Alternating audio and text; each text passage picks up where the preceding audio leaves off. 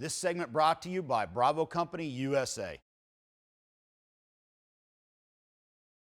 Hey gang, I got a quick one here for you from ISS, my buddy Karl. I happened to see this on the wall, K98 Case Sniper, and I started telling him, hey, if you guys are going to end up using this thing in the movie, you want to change out the rings. These are obviously not correct rings. They make really good reproduction high turret rings for K98 Case Snipers.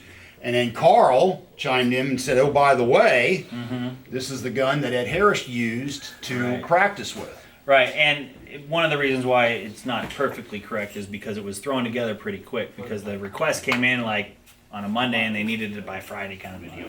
So we just threw together what we had, and yeah, that's the gun he practiced with. Because I remember, great movie, one of my favorite World War II movies. I really like it. And he was really, Ed Harris is dynamite in that movie. He's outstanding. And I remember him mentioning in the documentary behind the scenes type piece, and I remember him mentioning they loaned him a gun to practice with at home, so he got used to running the bolt action. And this is the gun. That is it. Very, very cool.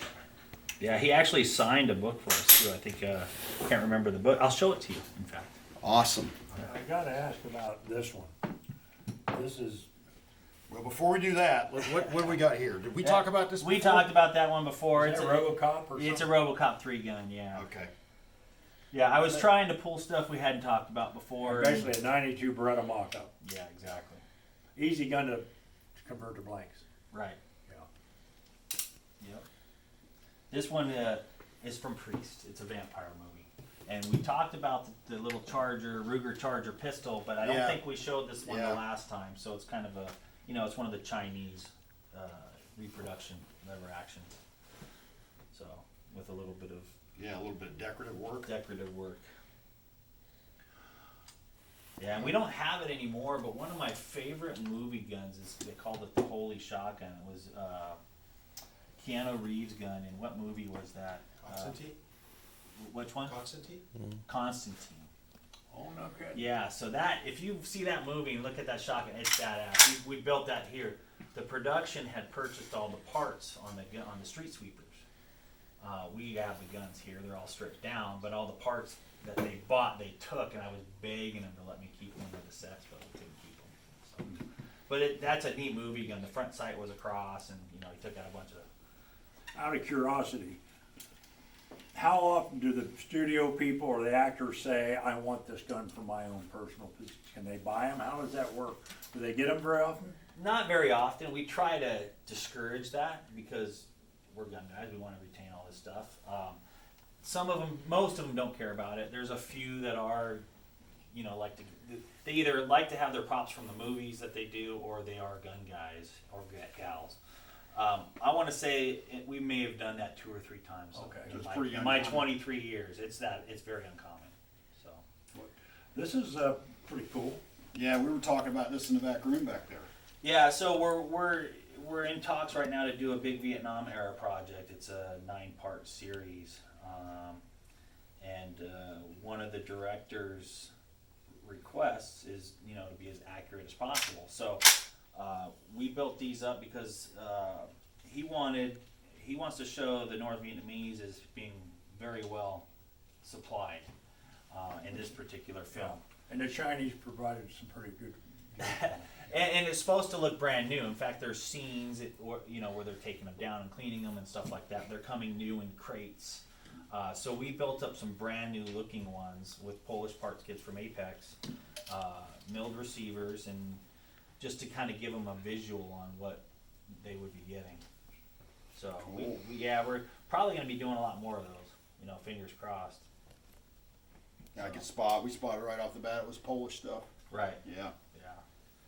Awesome. Very cool. What do we got down below? Some more. This one we showed before, but it's. Oh boy, what is this from? Well, this is Heath Ledger. I don't know what those tags are on it, but that's Heath Ledger from one of the Batmans. Oh yeah. Yeah. So it's been used in a bunch Dark Knight. Yeah, the Dark Knight. It's been used in a bunch of other things as well, but that's one of my favorites, so we threw it on there because he was pretty dang good in that movie. Yeah, he was. Outstanding. Yeah. Anything else down there? No, we didn't talk about this one. You kind of glassed over this one. I like this one. It's called the BFR. Regardless, kind of what that really stands for, right? Bingo. Yeah. It's from the movie Looper. Oh, really? Yeah. And just because of the name and what I like to call it, I thought it was kind of funny. We built up this fake rear sight on it and everything. This is a Magnum Research, yeah. Magnum Research 4570. oh my god. The grips probably are, if you were to actually shoot it, they would probably be a bit of an aid. Yeah. Wow. The character's name for this was Kid Blue. And Joey, who you met earlier, actually taught the guy how to spin that thing. And the actor actually had some action with spinning. And that's going to be a hassle to learn to do. That's a big, heavy gun. Absolutely. He worked at it for weeks, and I don't know how much it would got in the movie or not. But. Hey, what's up with this?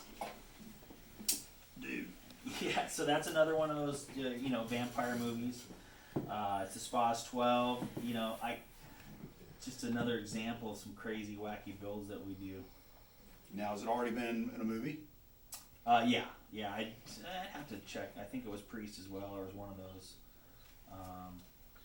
Jeez. Well, when you ruined the SPAS 12, it wasn't like a great It's not, loss. yeah. No, we've ruined a lot of SPAS 12s. No, the world won't miss those things. That's pretty funny. Yeah. This one here.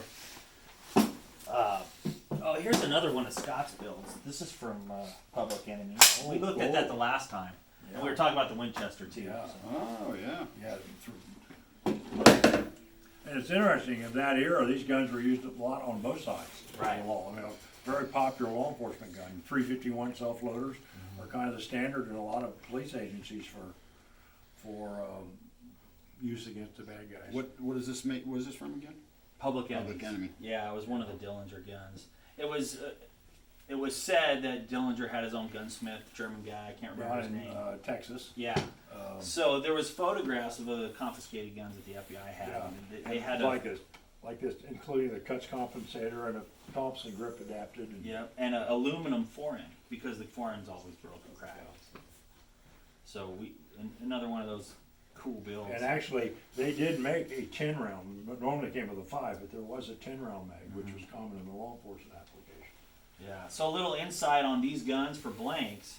They're Direct blowback. so finicky that when we have a mag that works with it, we keep it with it. So they're not interchangeable. Right. They And- could be, but And the kicker is, it's a blowback operated gun. The cartridge 351 in essence was the 357 Magnum of the era.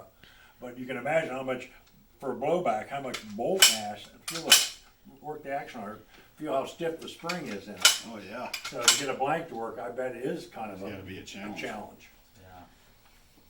Okay, so what do we got down here? What's this? We got a couple things down there. Yeah, so that's a 310 Yuma. It's this Mexican sniper rifle.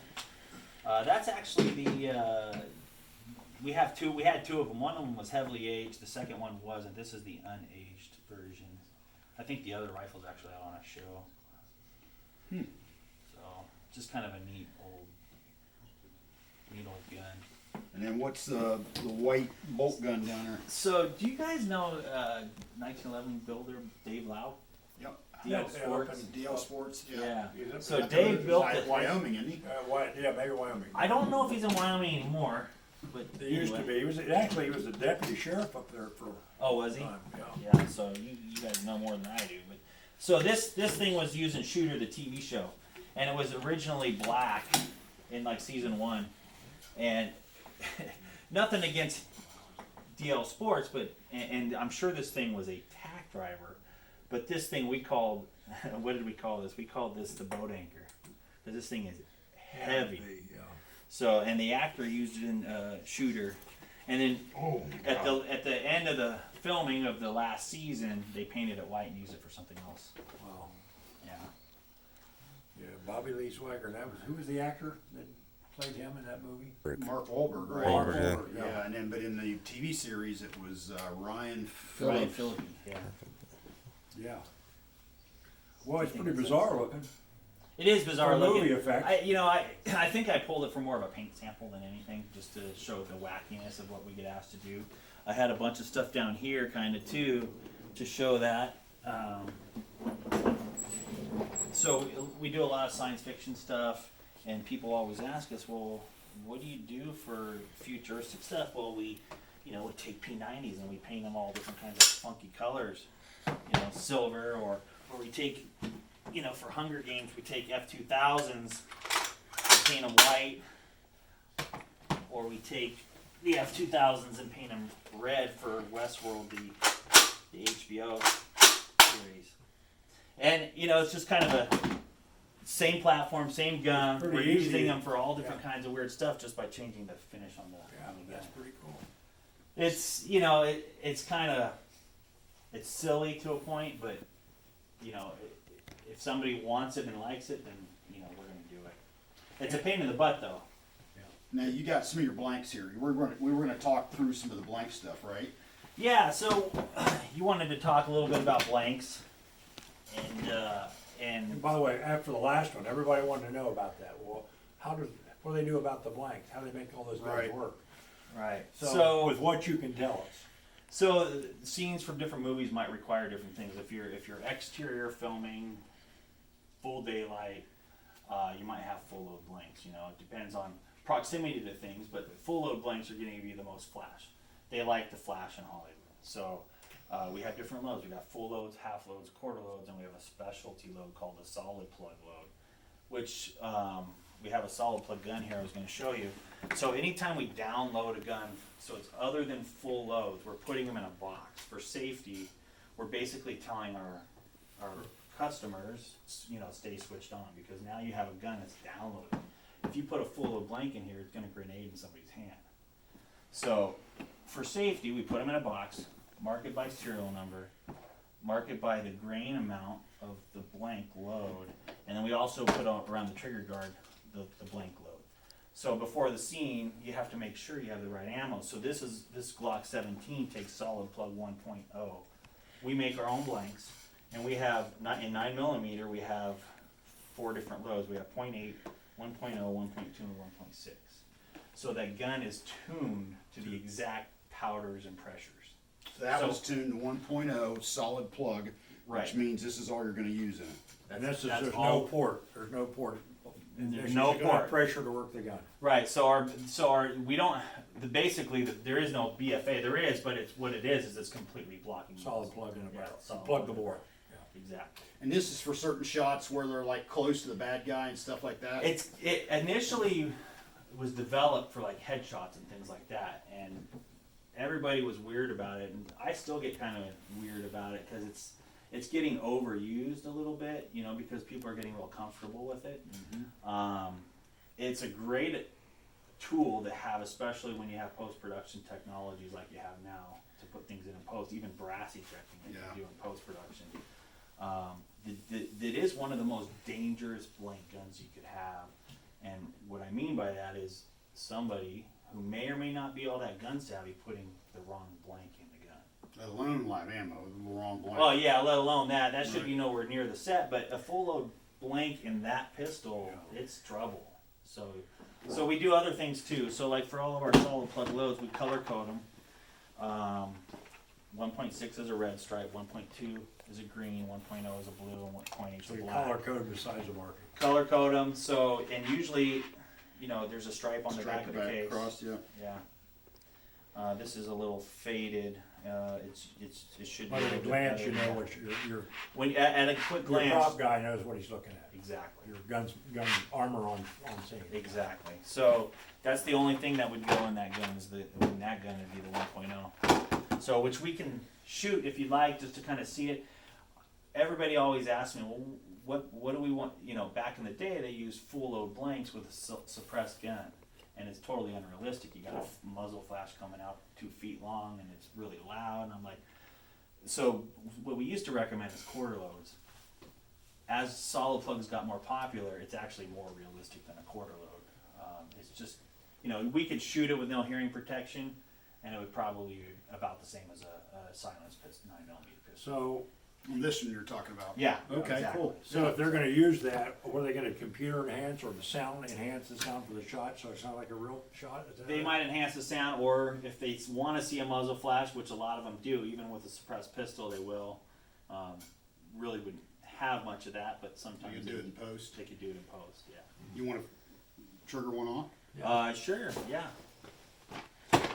So we'll double check our serial number for safety. We've got WMR 204. And this was tested with the silencer on it. We'll just shoot it right now without it. And then these are just rounds for display or for like shown in the magazine, but they're not actually. This just complete dummies that you guys make. They right? are. So we manufacture all of our dummies ourselves. You know, back in the day, we used to use components from like CCI or Remington or Winchester, and we used to buy their inert primers. Nothing against any of those companies, but when you're doing millions and millions of live rounds, quality control, one in a million Right. falls in with the inert primers. So we decided to take the safety a step further, and we actually make our own inert primers. So these primers are not even a primer; it's a piece of brass Brass that's just machined. We manually dent the primer, and so now we have two visible cues that tell our people that this is a dummy cartridge. You can look at it. If you look real close, you can see machine marks, and then the manual dimple. And then when you shake it, you have the audible of hearing the BB inside. So wow. now, if it needs to be seen up close on camera, we'll sell them to the production without the dimple. But when we provide guns to go out as a service with the guns, or when we provide dummies to go out as a service with the guns, we always send the So dimple. when you see the scene where they're actually loading the guns, what appears to be real ammo, that's the stuff that. And it would be like this. Exactly. Now this has the dimple too. Yeah. But it would be stuff that you make. Right. So if you're seeing the front of a revolver and you need to see a projectile or something like that, you know, something pointed at camera, then we'll use our dummies for that.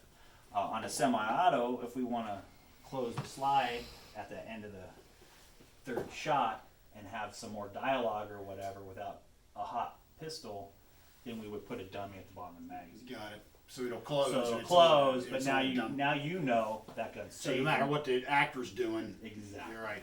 So that's the reason why we would use the dummies. You guys provide the armors, you do it, or do they have the studio have their own? Sometimes both. It depends on the type of guns that are going. All the Title II stuff has to be one of our people on our license. Standard pistols, rifles, shotguns, revolvers, a lot of times the prop master's handling that. And even the armors would fall under the direction of the prop master, the way the unions are set up and everything in Hollywood. So it could be both ways essentially. But yeah, typically we're going to have somewhat of a say in it. In California, we have what's called an entertainment firearms permit, so anybody can come in and rent with that permit. It meets the Brady requirement for a background check. If we're sending to Georgia or New Mexico, one of these other states that have a lot of production going, we'll ship it to another FFL. That FFL nicks it, does their state's transfer to whatever local person is going to be responsible for it. So a lot of times we don't even know who the people are. So that's the difference between a prop house that rents to the industry as opposed to a person that just handles their own shows. Right. Yeah. Where they go with the guns and stuff. Right. Now, you want to light? Yeah, you want to shoot it? So Yeah. we got Solid Plug 1.0, and for everybody in the room here, we're going to shoot this off. It's going to be pretty peppy. You might want to cover your ears just to be on the safe side. We'll just shoot 2 rounds. I don't have any eye protection on, but I'm only doing that to show you what the actor is going to do. All right, and we'll point this over here. All right, so now the brass is going to come out of there about 10 times faster. You're going to see it. Somebody over here is going to get pelted, and I'm going to It's laugh. going to zing. It's going to probably hit that canvas. So completely safe to do a headshot Yeah. on somebody. That's cool. Now, if you can see, if you put the wrong blank in there, Yeah. it's going to be pretty bad. So. Cool. And that's about what it would sound like with not maybe a little louder. Yeah. Suppressed. Yeah. Yeah. It's in the ballpark. It's in the ballpark. So, and that's 1.0 grains of accurate powder. You know. Do you load your own blanks in house, or you do it through a contractor? So we actually, that was one of the big things in the past that we didn't have good control on. One of one of the people that was loading for us, a great guy, he decided that he's ready to retire, so he jumped on the opportunity to buy his company. So we have our own sister company called High Desert Theatrical Blanks. They're an hour north of here, and we just built this big building there. We got it approved by the fire marshal, so we're full force now loading our own blanks. We actually sell to competitors and other armories, foreign armories in Canada and stuff buy from us. So, and the quality control has definitely gotten a lot better. So we get to do things now that we didn't used to get to do because the quality wasn't as good or the consistency wasn't as good. Like these are all hand loaded. You know, Carl, one of the things I think a lot of people don't grasp is in today's movie making industry, there's filming a scene, especially an action scene, is very expensive. And if you have a gun that chokes on blanks and you gotta refilm the scene, that's a lot of money. Yeah. So the standard by which these guns have to work is much higher than it used to be. You and I can remember seeing movies and TV shows where they clearly have stoppages and the camera rolled and the thing went on. Yep. But by today's standards, because people require more realism, Yeah. you can't, if you have to reshoot a scene a couple times because the gun doesn't work, Yeah. the production company's not very happy. Right, and now everything is in digital or video, right? And the reset is much shorter. So your armors are scrambling sometimes to get mags loaded for big scenes, just because it's way quicker than it used to be. So yeah, so that's just a little bit about our blanks. We do this, Excellent. we do the same thing with 45. We do solid plug some rifles like an AR-15 or an M16 or something of that platform. The downside about solid plugging these, we can do it, and we do it, even some AKs, but because the case is a little bit longer, the powder moves forward in the case. So if you're not held here or here, You're okay. you're gonna have a little bit of consistency issues because Yeah. that powder's falling But the forward. muzzle's down for some reason. Yeah. Yeah. That makes So sense. so we fixed that with making longer blank adapters, shortening the chamber in there a little bit, the gas chamber, so we can make a longer BFA to kind of shorten that to take up a little bit of the space, or we can make a little bit hotter solid plug load. We have on the 223 blanks, I think we have 3 different loads for depending on if you're 10.5, 14.5, or whatever. Cool. So Now I see you got a card over here. yeah. What do we got here? So one of the neat things I think from last time, some of the questions we were getting was, clone guns and mock-ups. What do you guys do for the M110s or with the brand new guns that the military's using? How do you guys stay current with all that? That answer is it's simple. As we don't. We do the best we can. Yeah. Because we can't go buy new mortars and new this and new, so we kind of make do with what we can get. Trying to make them look as much as they. Right. So on the small arms stuff, we mock them up as best we can. If obviously we try to buy the real deal if we can. Like we just got some of the new FN sniper rifles.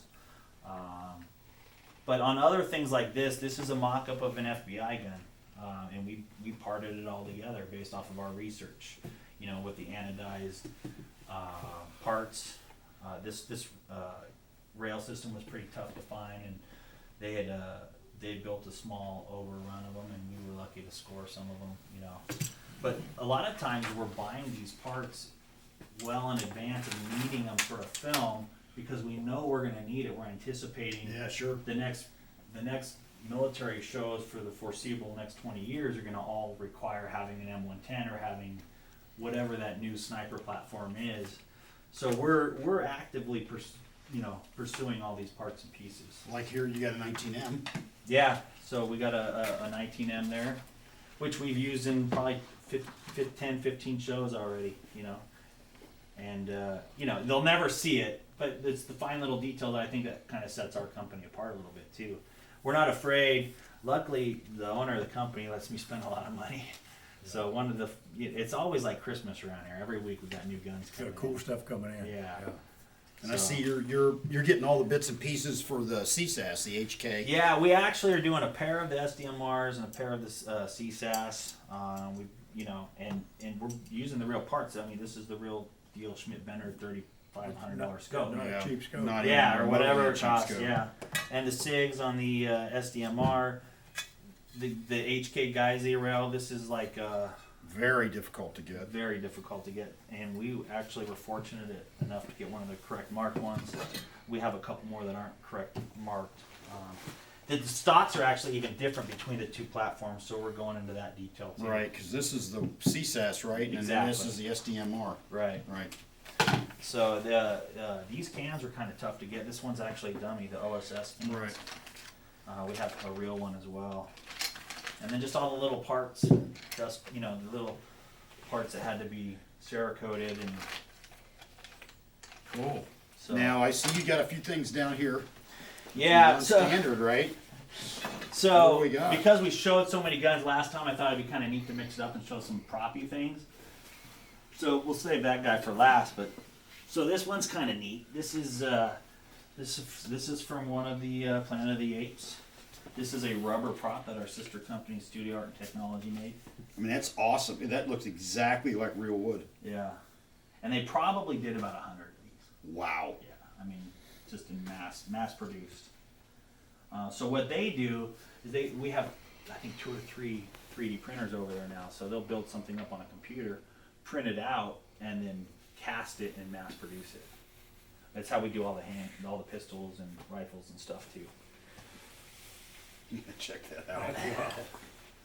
Yeah, this is one of my favorite movies. If you haven't seen it, check it out. Just the effects are way over the top, but it's a pretty good movie. It's called Abe Lincoln Vampire Hunter. I've heard of it. Yeah, you gotta watch that one. It's not a historical movie. It's just a Right. cool movie. It's a guy movie. So that's just kind of a neat prop. It turned, it's a rifle axe. So and that was also built here. Cool. These are kind of neat. This is from Logan, right? From Logan, yeah. So there's probably through all those different movies, there's probably hundreds of sets of those made, but these are from Logan. That was one of the ones we did. A few of the other films were done in Canada, I think. It's kind of neat. And then we didn't talk about this gun the last time, and I don't have the guns here, but we do own the guns. But this, I just wanted to show that for the grip. That's one of the Sons of Anarchy pistols. Oh, really? Yeah. So that was the little logo they had. Oh yeah, with the Grim Reaper type thing. Yeah. So and those are the real guns are real Colts, gold cups or something. Which, by the way, I'm still trying to get a 9mm gold cup. Yeah. If you know anybody. I think we might be able to. They're making those, right? Do you have one? Yeah.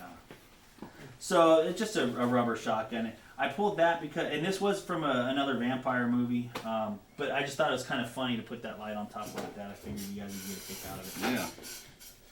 You know, they attach everything everywhere. Yeah, just so it looks cool. Just so it looks cool, yeah. And then there was probably some night scenes and they wanted to put a light on it. And then last, yeah, I thought this was kind of funny, Yeah. since we were talking about Mark Wahlberg. From Ted. Yeah. That's what the original prop is? There's one of them, yeah, there's like 6 of them, and we ended up with one of them. It just makes me laugh. If you've seen the movie, it makes you laugh, you know. Cool. If you're into that sort of thing. I'm not.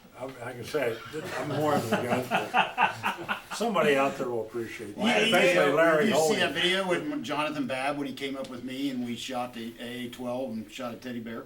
I didn't see that one. Yeah, look up the AA-12 video I did with Jonathan Babb on my YouTube channel. I will. Yeah, and we shot a teddy bear at the end. This might be payback. It could be like a haunted deal or something. Yeah, this is one of those props that everybody gets a kick out of. Yeah. You know, maybe not in the gun community so much, but I guess in the, you know, Cool. It was not what you expect here. it's not. No. No.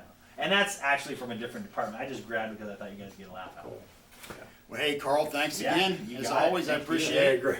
Great job, Carl. Great to see you guys. Hope Thanks you for guys stopping enjoyed by. it. This is Larry Vickers, Karl, Ken Hackathron, and Ted signing off from ISS in LA. Have a good one. Hey, I hope you enjoyed the video. Shout out to Spartan117GW for putting it together.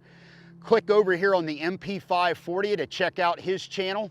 Here in the middle, to subscribe to the Vickers Tactical channel, click on the Wilson Combat Vickers Elite 9mm Commander. And over here on the BCM M4 carbine, click on it to check out some of our favorite videos. Have a good one.